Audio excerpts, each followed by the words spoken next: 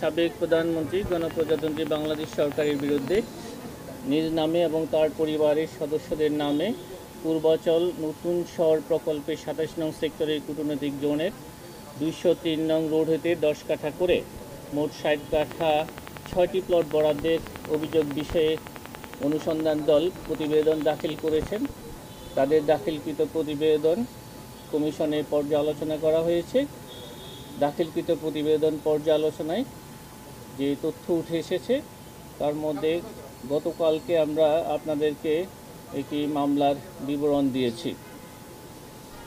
আজকে আমরা আরও ৩টি মামলা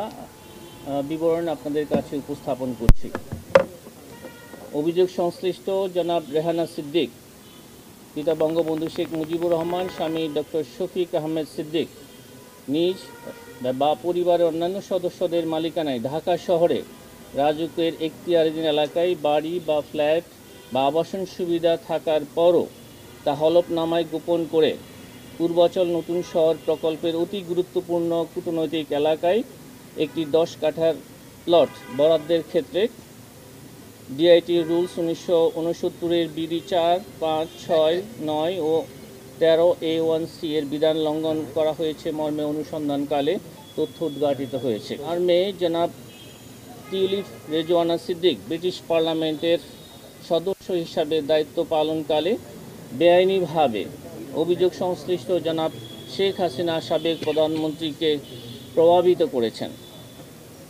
অভিযোগ সংশ্লিষ্ট জনাব শেখ হাসিনা সাবেক প্রধানমন্ত্রী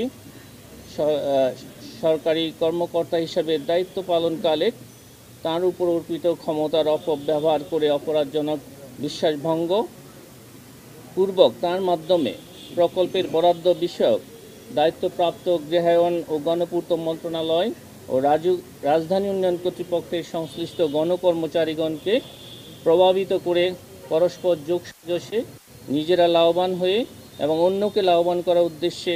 বর্ণিত পূর্বাচল আবাসন প্রকল্পের অতি মূল্যবান কূটনৈতিক এলাকায় ২৭ নং সেক্টরের ২০৩ নং রাস্তার প্লট নং ০১৩ অভিযোগ সংশ্লিষ্ট জনাব রেহানা সিদ্দিকীর নামে বরাদ্দ প্রদান এবং উক্ত প্লটের বাস্তব